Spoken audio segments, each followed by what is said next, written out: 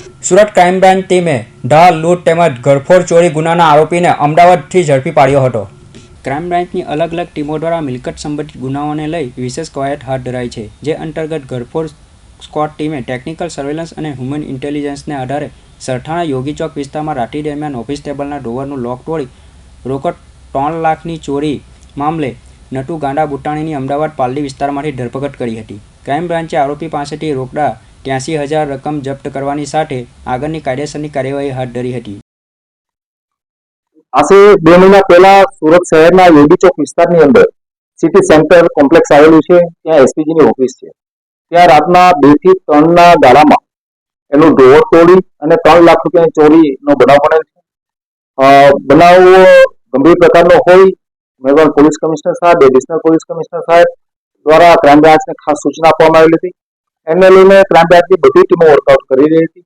આ દરમિયાન PSI DM Rathod અને એમની ટીમને એક સ્પષ્ટ અને ચોક્કસ બાતમી મળે છે કે જે આ ગુનો બનેલો ચોરી કરેલી એની અંદર નટુ ગાંડા બુટાણી જે હિસ્ટ્રી શીટર છે, અગાઉ ધાડ, લૂંટ, આમસેટનો ઉપયોગ કરીને ધાડની તૈયારી આવા સંગીન ગુનાઓની અંદર એ પકડાઈ ચૂકેલ છે અને હાલમાં એ ફરાર છે.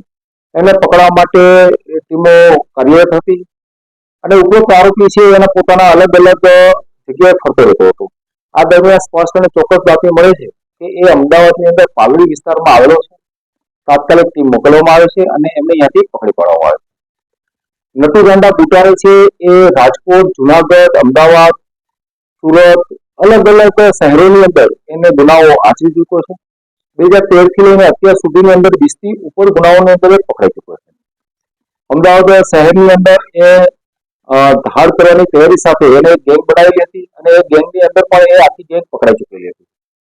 એવી જ રીતે જુનાગઢની અંદર એ પેટ્રોલ પંપ લૂંટની અંદર તથા આર્મ્સનો ઉપયોગ કરી અને આર્મ્સ સાથે પકડાઈ ચૂકેલો છે. સુરતમાં પણ એ ક્રાઇમ બ્રાન્ચે એને આર્મ્સ સાથે પકડી છે.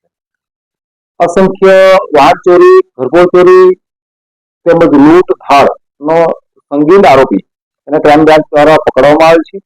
હાલમાં એને એરેસ્ટ કરી લેવામાં આવે છે અને જ્યુડિશિયલ કસ્ટડીમાં જ્યુડિશિયલમાં મોકલી અને રિમાન્ડની તજવીજ ચાલુ છે.